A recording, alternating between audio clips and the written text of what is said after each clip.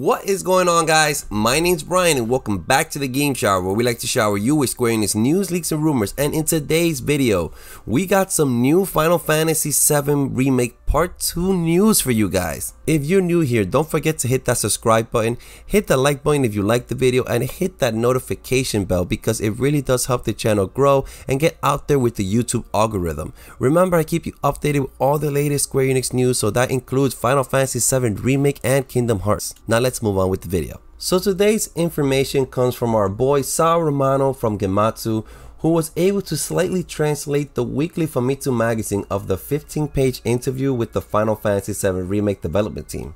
If you guys would like to read any further about this article, I'm going to be linking the article in the description box below. Starting with the director Tetsuya Nomura himself, which states, "I fully understand the importance of releasing a continuation soon. We want to deliver as quick as possible. We've grasped where the level of quality should be this time too. For the next game, we plan to release something with even greater quality and even more enjoyable than the first game as quickly as possible. When we announce the next game, we hope to also make our future plans clear." So with this alone, we already know that they are in full force development of Final Fantasy VII Remake Part 2. However, they're still developing it, so it could be quite some wait. I don't think it's going to be something that from here to a year it's going to be releasing, but I know it's not going to be as long of a wait as it took for Final Fantasy VII Remake Part 1 to come out, because now they at least have the resources, they have exactly what they're making, and it's not fair because we also have COVID here, who's actually going to help delay the process as well. But they're still working. I'm pretty sure they still have the precautions. They don't mention anything of that in the article, but I'm pretty sure they have to have the precautions as they develop this game. But the development for the game is in full force, so I want to estimate and say maybe in 2 or 3 years we will be seeing the game. Hopefully before then they start giving us some trailers, giving us maybe a demo again. But anyways, let's move on with the article. Yoshinori Kitase had this to say. He states, "The story of the new Final Fantasy VII, it's only just beginning." So I really hope that with that doesn't mean that they're going to try to milk this game, because I just want the story of Final Fantasy VII to continue. No more whispers or any new story. Like at the ending, we did see Zack's boot. If they bring like maybe a backstory, or if they bring Zack back somehow, that would be outstanding. That would just make the story be a lot better in my mind. I also want to touch on one of the things that the director said as well. He states, "As for the hand massage in Wall Market, if we did anything risky in that town, the rating would have most likely gone up. So that was probably the most we could do." So that's why we didn't get any, happy ending with Madame M or anything of that quality, even though that hand massage was very, very sexual.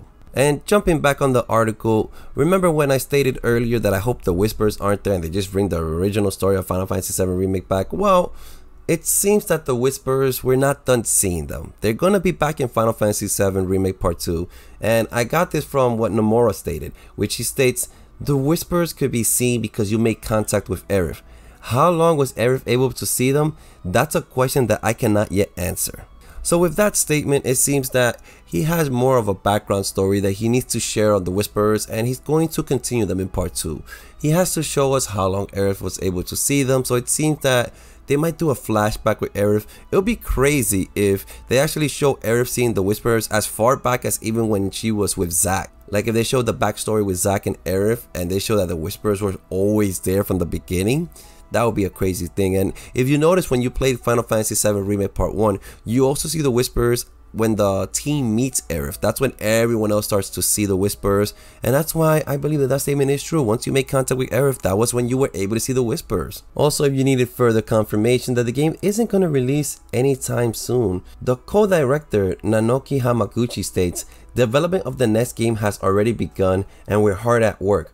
You'll be waiting a little while, but please look forward to it." So it does seem we are going to be waiting a while for the next installment of Final Fantasy VII Remake.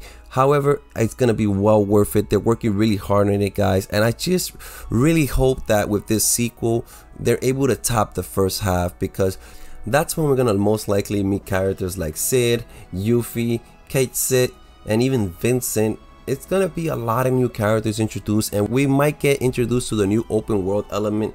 We're not too sure what's going to happen.